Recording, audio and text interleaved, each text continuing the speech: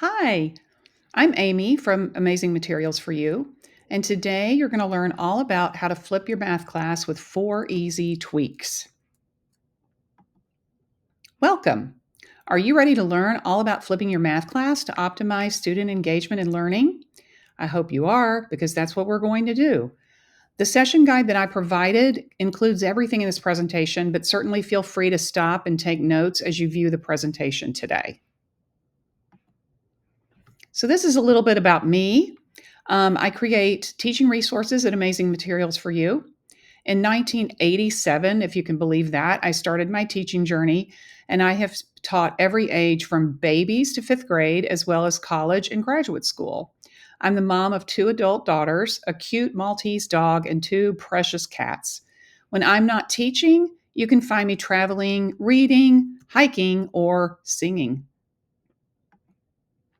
So, let me tell you a little bit about my background. I I've been teaching as you know for many decades. As a student, math was my least favorite subject. Gasp. um, I did not do well in math. It was very hard for me, and something I realized is that I didn't have a lot of great math teachers. So I really, when I became a teacher, that's something I wanted to do, was be a good math teacher. I truly believe that the struggle made me a better math teacher because I can understand when children have that blank look on their face, that they need another strategy, they need another approach, and I'm able to do that. Regarding the flipped classroom, I honestly can't remember when I first heard about the flipped classroom, but it was a while ago. I know that we implemented a lot of it during the shutdown for COVID. I was a virtual teacher for an entire year. So I did a lot of flipping because I would assign students with reading or videos or things that they needed to do before class to prepare. And then we would do the workshop during class time because everything was so much more condensed at that point. And so it made it pretty easy to go back in person and do that, at least in math. So today I've been running a flipped math classroom for 3 years. One of my colleagues really inspired me to do that on a regular basis because she had been doing it for years, and we didn't really co-teach, but we taught the same subject at the same time, and we traded students and group students and all of that kind of thing. So that's worked out extremely well. So, what is a flipped classroom? So, in the flipped classroom, the students engage with instructional content or videos or readings before they come to class, something different. It's your mini lesson. What you think of as a mini lesson is done before class. You don't do it in class.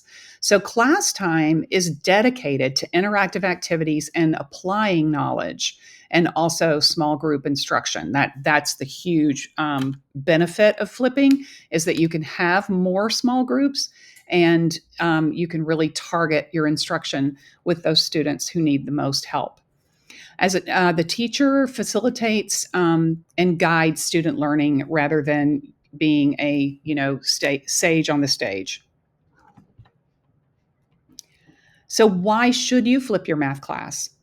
Engagement. That's huge. So it enhances student engagement and participation because they're not sitting and listening to me or their teacher either lecturing or demonstrating how to do things, because they've already done that before they come to class.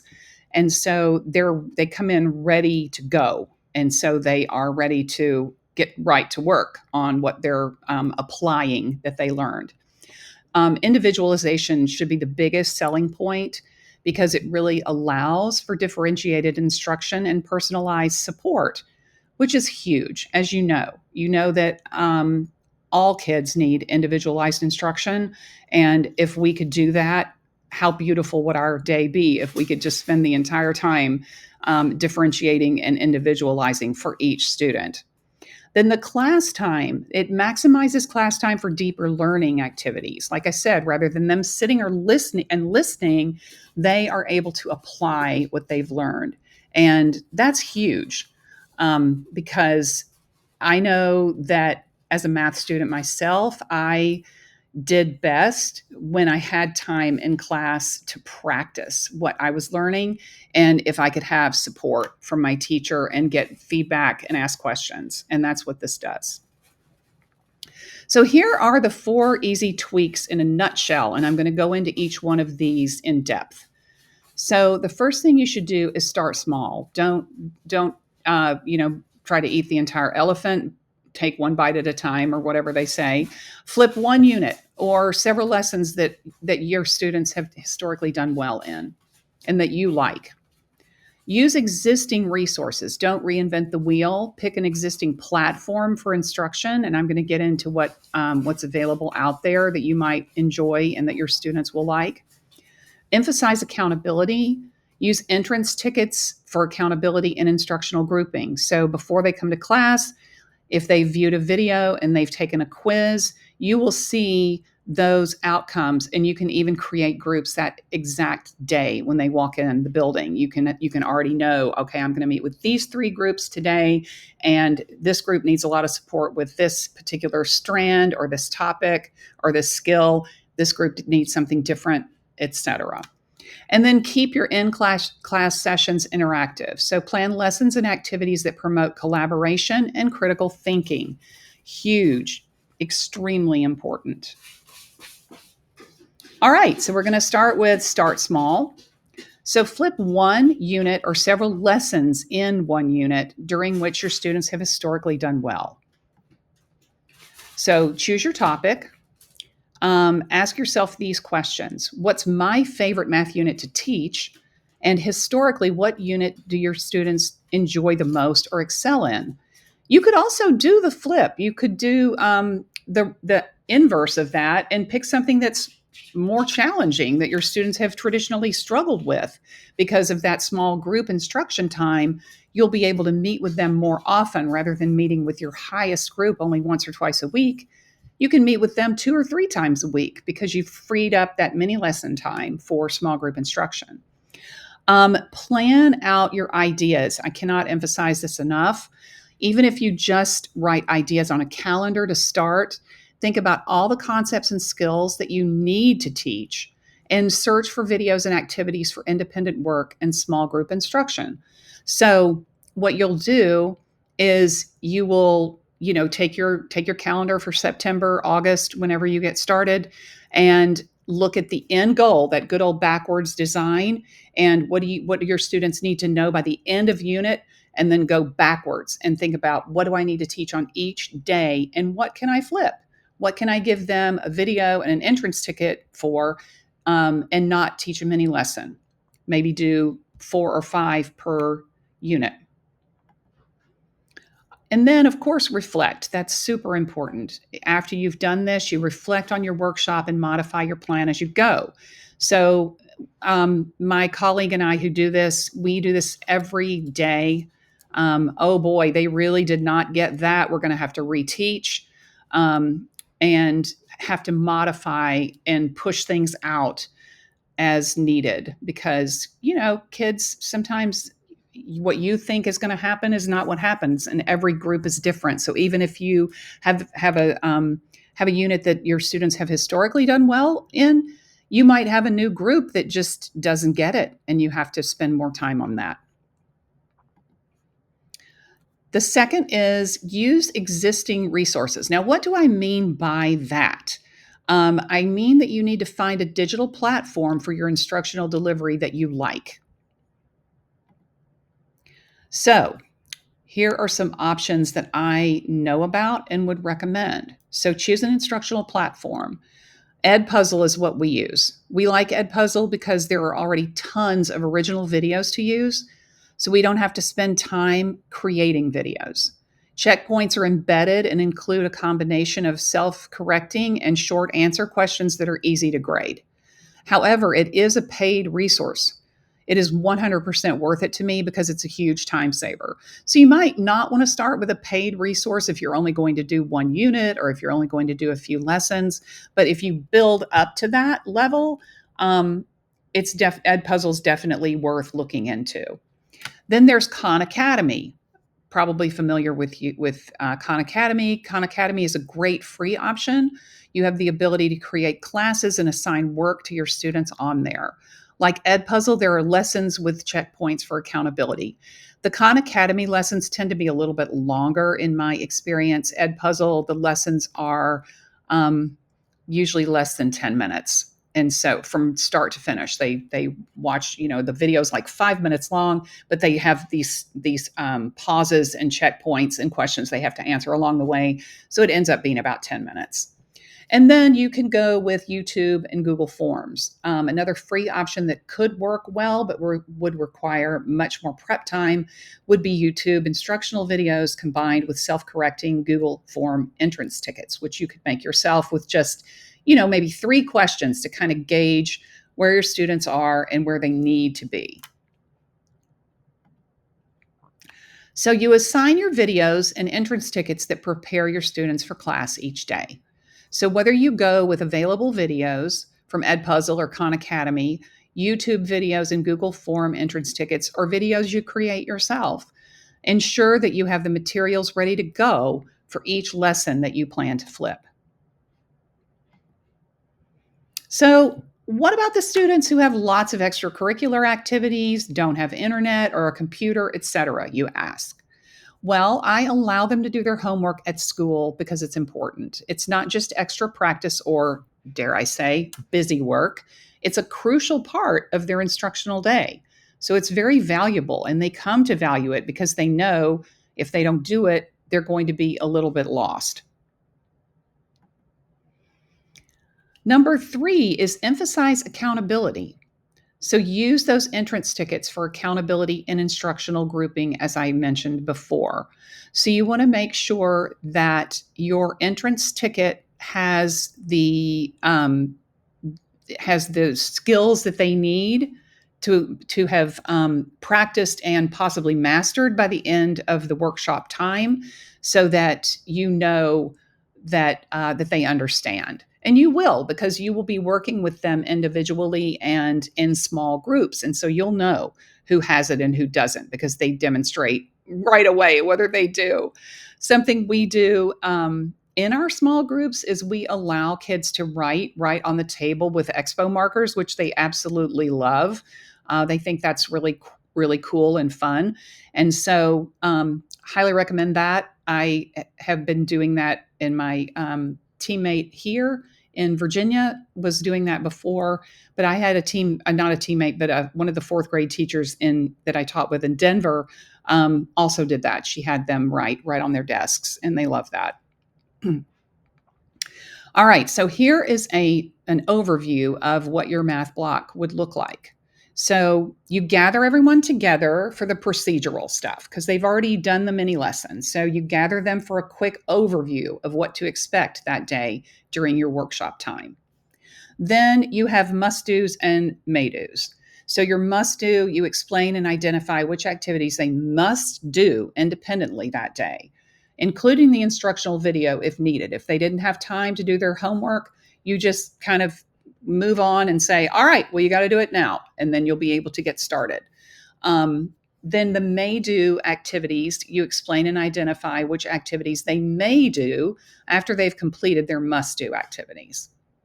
Then you have your small groups, the cornerstone. Small group instruction is the key to success. And without whole group instruction, you'll be able to teach 3 to 5 small groups per day. You may think there's no way, but there really is. Especially if you keep your small groups to about 10 or 15 minutes, depending on the group.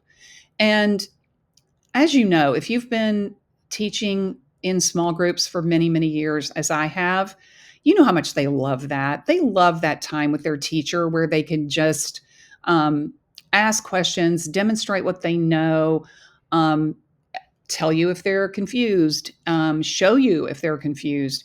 It's so much better than having them all together in a whole group, I think. So now for the fun part.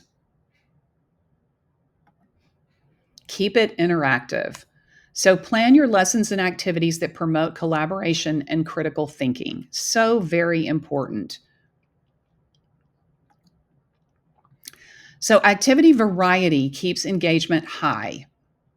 So, digital resources are wonderful because they are truly no prep. You think about all the things that are listed on Teachers Pay Teachers that say no prep, but you do have to go to the copy machine, print them out, and copy them. Whereas digital resources, you just pop them in Google Classroom or Schoology or whatever platform you use. And a lot of them are self grading. And so that really makes your life so much easier. I love digital resources. I do use a lot of paper resources too. I like the balance. I don't want them on their computers all the time. But there have certainly been times when the copier was broken, the school was out of paper, etc., where I have said, it's a good thing I have this as a digital resource as well, because that's what we're going to do today. Um, Worksheets, they're a staple, but don't forget variety. I love using puzzles and mazes and escape rooms, and I'll get to escape rooms too, but um, what else? All kinds of different types of worksheets where they have to decode messages and things like that, because it's more fun and they're still learning, and that makes it self-correcting. If they've solved a bunch of problems and they have a sentence at the bottom of their page that they've decoded that makes no sense, then clearly they've made some mistakes. Or if they have cut a puzzle like a Tarsha puzzle and they've tried to match the problems and there's nothing that's quite lining up, then they have to kind of fall back and regroup. So it gives them, it keeps them busy, but it also keeps them thinking. That's what's really important. Then scavenger hunts. I love scavenger hunts because they get everyone up and moving. I think that some of my favorite memories and observations in the classroom are of the kids working independently, kind of zipping around from place to place, doing their scavenger hunt and trying to find the next answer so they can move on to the next question. Pretty fun. Then task cards, another staple in any math class. I know everyone uses task cards and they're great. And, task cards, you can also have them engage in different kinds of games with task cards. They don't have to just be um, done one by one. You can have them taped up around the classroom, around the hallway as a center, and yeah, you can have them quiz each other. There are different ways to use task cards as well. Then escape rooms. I create and use both mini and full escape rooms in my math class. A mini escape room is an escape room that has 12 questions and then just a word that you have to type in to decode and escape. Whereas a full escape room has all kinds of different activities and, quote, places that you need to go and a story and all of that. And then projects and word problems really keep students engaged.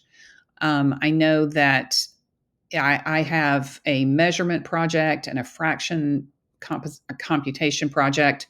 And then I like to write word problems all the time. And those will always keep students engaged, especially multi step word problems, because they have to think, oh, what do I need to do first? What do I need to do next? And follow with those steps.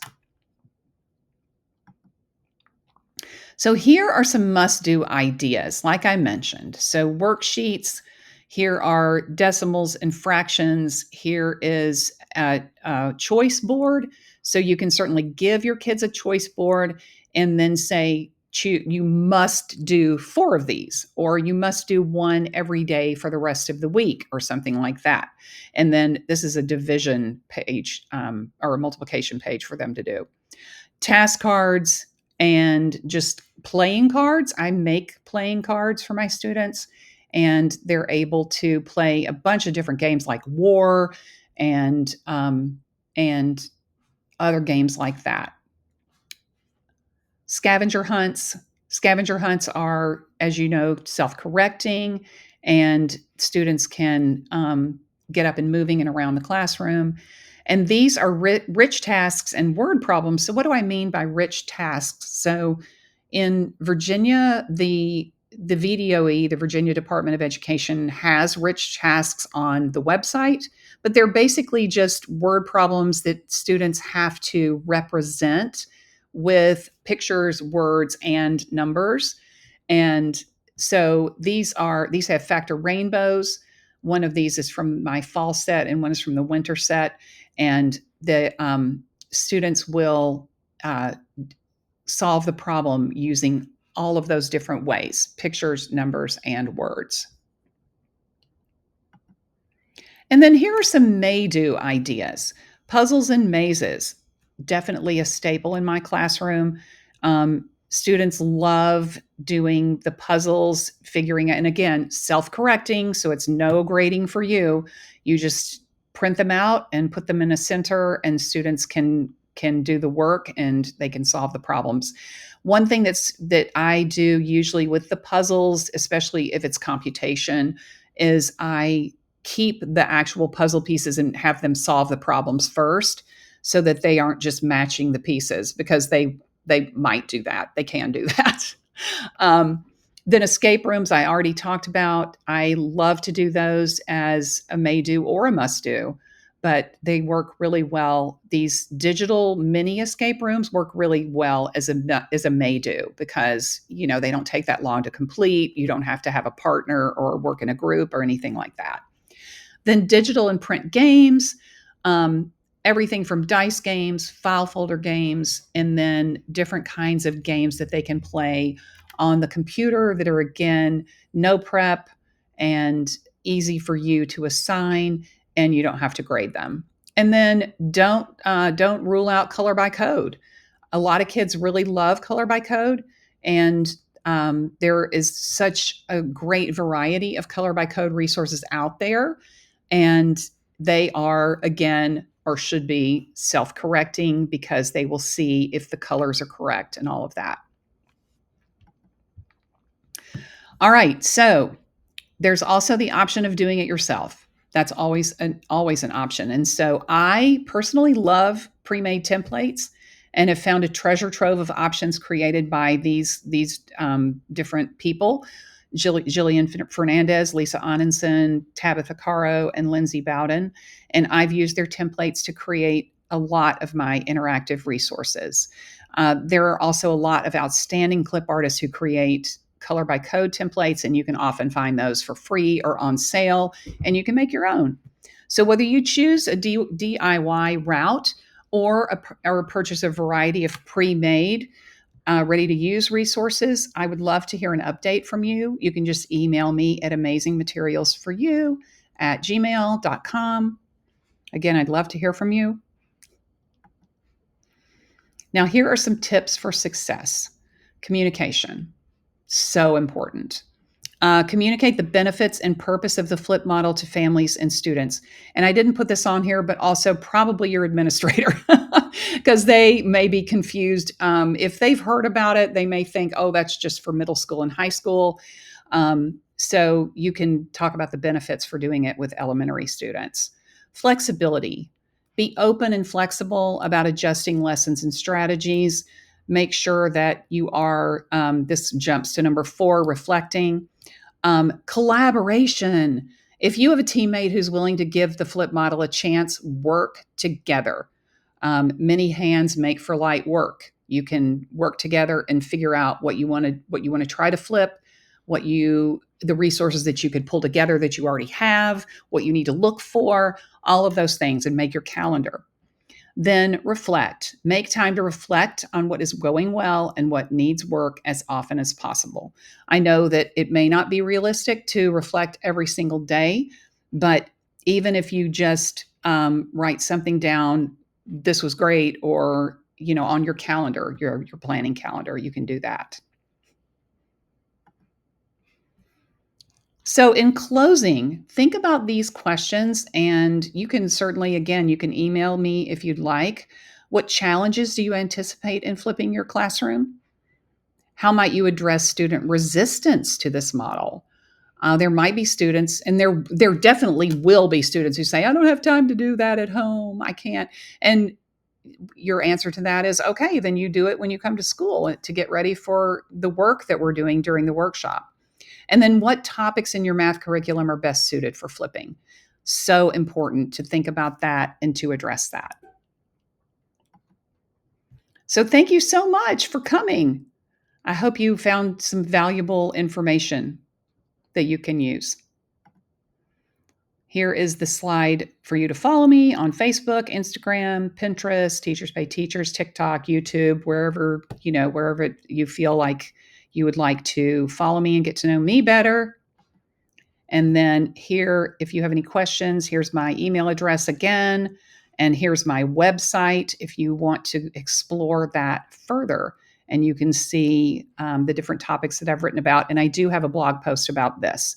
So you can see that. All right. I hope you have a wonderful day and enjoy the rest of this workshop. Bye.